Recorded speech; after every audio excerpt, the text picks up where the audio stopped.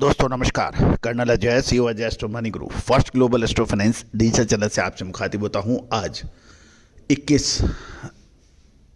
जनवरी सन 2026। दोस्तों आज के एपिसोड में हम स्टील सेक्टर पे करेंगे चर्चा। विश्व में सबसे बड़ा स्टील उत्पादक देश चीन माना जाता है और एक महत्वपूर्ण खबर निकल के आ रही है कि चीन का स्टील उत्पादन 7 सालों के न्यूनतम यानी निचले स्तर पर पहुंच गया है। साथ साथ भारत का लगातार स्टील उत्पादन में पिछले 5 सालों से साल दर साल बढ़ोतरी हो रही है। साथ साथ स्टील इंडस्ट्री के लिए एक महत्वपूर्ण खबर ये भी आ रही है कि स्टील अथॉरिटी ऑफ इंडिया और गैस अथॉरिटी ऑफ इंडिया के बीच में एक सही करार हुआ है।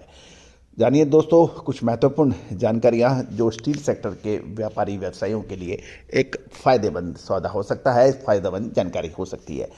दोस्तों ये सभी जानकारी आपको रिसर्च व अनुसंधान के लिए दी जा रही है। फिजिकल मार्केट यानी हाजिर बाजार को ध्यान में रख के दी जा रही है। किसी भी प्रकार की सट्टेबाजी, ओवर ट्रेडिंग या फिर व्यापारिक उद्देश्य का इसका इस्तेमाल करना वर्जित है। जानिए रिपोर्ट विस्तार से। दोस्तों खबर निकल के आ रही है कि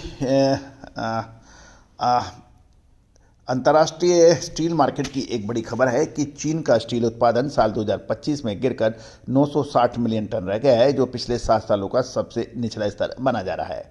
इसका प्रमुख कारण चीन में रियल एस्टेट में मंदी और चीन की नई ग्रीन पॉलिसी ने स्टील उत्पादन पर ब्रेक लगा दिया है। कुछ विशेषज्ञों का यह भी कहना है कि ये साल 2026 में भी ये गिरावट जारी रह सकती है, लेकिन भारत के लिए ये एक अच्छा बड़ा मौका है क्योंकि ग्लोबल बाजार में भारतीय स्टील की धाक जम सकती है। जहाँ तक घरेलू मोर्चों की बात करें तो घरेलू मोर्चे पर भारत का उत्पादन साल दर साल बढ़ता जा रहा है। एक मोटे तौर के ऊपर जो खबर निकल के आ रही है वो कि पिछले 5 सालों का जो लेखा जोखा है स्टील का, वो भी आपके सामने प्रस्तुत है। दोस्तों भारत सरकार ने नेशनल स्टील पॉलिसी 2017 के तहत भारत में स्टील का उत्पादन साल दर साल बढ़ाने का लक्ष्य रखा था और ये साल 2030 तक 300 मिलियन टन स्टील उत्पादन बढ़ाने तक की क्षमता का लक्ष्य रखा गया था। इसकी प्रमुख कारण थी कि भारत में इंफ्रास्ट्रक्चर प्रोजेक्ट्स, ऑटोमोबाइल सेक्टर और शहरीकरण के कारण स्टील की घरेलू खपत काफ़ी बढ़ोतरी हुई है और इस घरेलू खपत की पूर्ति हेतु स्टील का अधिक उत्पादन अवश्यंभावी हो गया है। यदि हम साल 2019-20 में देखें तो भारत का स्टील का उत्पादन जो 109.1 मिलियन टन था, जो साल 2020-21 के अंदर कोविड के अंदर घटकर 103.5 मिलियन टन हो गया था। लेकिन उसके बाद कोविड के बाद 2021-22 के अंदर उत्पादन 120.3 मिलियन टन हुआ और साल 2022-23 में ये 127.2 मिलियन टन हुआ। साल 2023-24 में ये उत्पादन बढ़कर 143.6 मिलियन टन की खबर है, जिसमें पिछले वर्षों की तुलना में लगभग 13% की भारी बढ़त या महत्वपूर्ण वृद्धि दर्ज हुई है।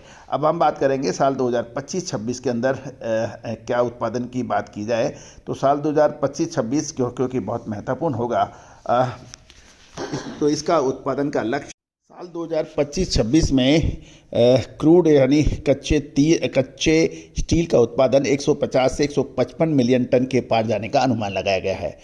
इसमें प्रमुख वजह यह है कि प्रमुख स्टील कंपनियां जैसे JSW स्टील, टाटा स्टील और स्टील अथॉरिटी ऑफ इंडिया ने अपनी विस्तार योजनाओं के अगले चरण में है, जिससे देश की कुल इंस्टॉल्ड कैपेसिटी में उल्लेखनीय वृद्धि होने की संभावना नजर आ रही है।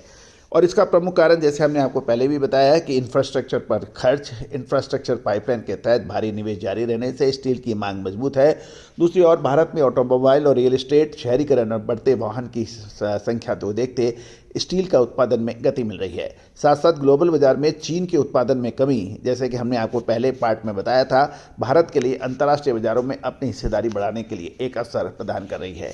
लेकिन कुछ महत्वपूर्ण पॉइंट ये भी है कि किसमें कच्चे माल की लागत, विशेषकर कोकिंग कोल और आयरन और की अंतर्राष्ट्रीय कीमतों में उतार चढ़ाव उत्पादन की लागत को प्रभावित करती है।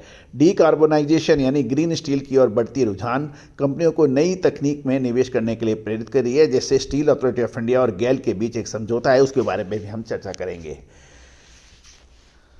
अगले 6 महीने लगभग जून महीने तक स्टील सेक्टर में ग्रोथ जारी रहने की प्रबल संभावनाएं बन रखी है, क्योंकि ये पीक सीजन माना जाता है। एक और बड़ी महत्वपूर्ण खबर ये है कि स्टील अथॉरिटी ऑफ इंडिया और gas authority of India limited के बीच एक स्ट्रेटेजिक एग्रीमेंट हुआ है। इसके तहत स्टील अथॉरिटी ऑफ इंडिया ने gas authority of India limited यानी गेल के साथ 5 सालों के लिए नेचुरल गैस सप्लाई एग्रीमेंट पर हस्ताक्षर किए हैं। ये समझौता नवंबर 2027 से लागू हुआ और उसका उद्देश्य सेल के बर्नपुर स्टील प्लांट के विस्तार और आधुनिकीकरण के लिए ऊर्जा सहायता प्रदान करना है। इस समझौते के तहत गैस अथॉरिटी ऑफ इंडिया लंबे समय तक नेचुरल गैस की आपूर्ति करेगा, जिससे प्लांट की उत्पादन क्षमता और प्रोसेस रिलायबिलिटी में सुधार हो सकता है।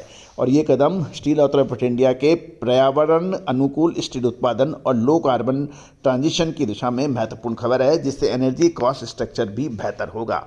तो उम्मीद है दोस्तों ये सभी जानकारियाँ स्टील व्यवसायियों के लिए उपयोगी और लाभदायक होगी। दोस्तों ये सभी जानकारियाँ रिसर्च व अनुसंधान के लिए दी जा रही है। कोई भी व्यापारिक निर्णय लेने से पहले आप स्वयं का विवेक और अपने विशेषज्ञ से अवश्य जानकारी कर लें। All the very best, good luck, happy trading. खुशबू और प्योर झाग, टेस्ट से भर दे हर जुबां पे स्वाद। एवरीडे मसाले, देश का स्वाद।